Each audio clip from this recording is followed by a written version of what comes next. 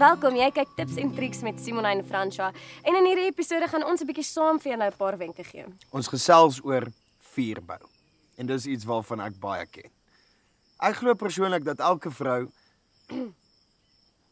en ou moet weet hoe om 'n vuur te bou. En hier voor ons is 'n paar voorbeelde. Eerstens, die tipi, die varkhok, die muurmyneer en die Swedish torch. Wat gaan ons met die Swedish torch doen, Franswa? Aha.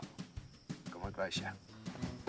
Jou tipi vuur, wat ook vernoem is na 'n Indiaan tent, kry baie lig en baie hitte, wat dit natuurlik gepas maak vir 'n lekker kuier met vriende, behalwe dat dit baie vinnig uitbrand.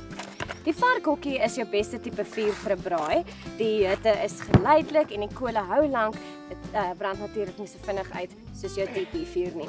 Die myneervuur. Dis 'n baie slapgat manier van vuur maak. Want die plastiek trek in jou vleis in.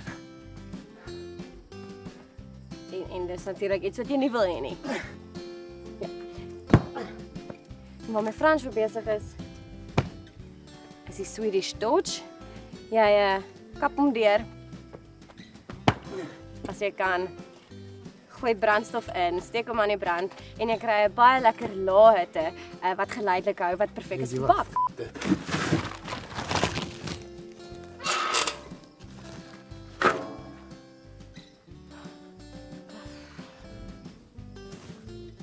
So as jy jou braaier en jou blits by die huis vergeet het ek vir jou 'n baie maklike alternatief. Wat jy nodig het, is 'n leeblik Milo, jou charcoal, 'n stuk foelie, 'n roostertjie en Doritos. En die Doritos is nie vir emotional eating nie, maar help. Vat 'n Milo blik, vat jou skêr en sny reepies in die blik. Waarna jy groot stuk foelie vat en om dit vou. Dan vat jy 'n Dorito chippie en steek hom aan die brand.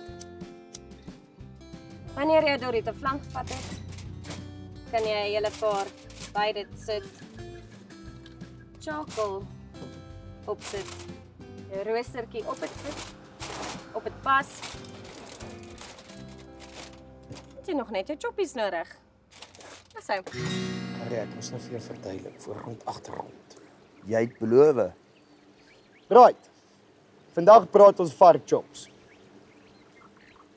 Ontmoet vir Franna die varkie. Mens kry verskillende varkchops. Jou mees gewildste en meeste vleischop is jou skouervark. Dan kry jy ook natuurlik jou ribvarkchop.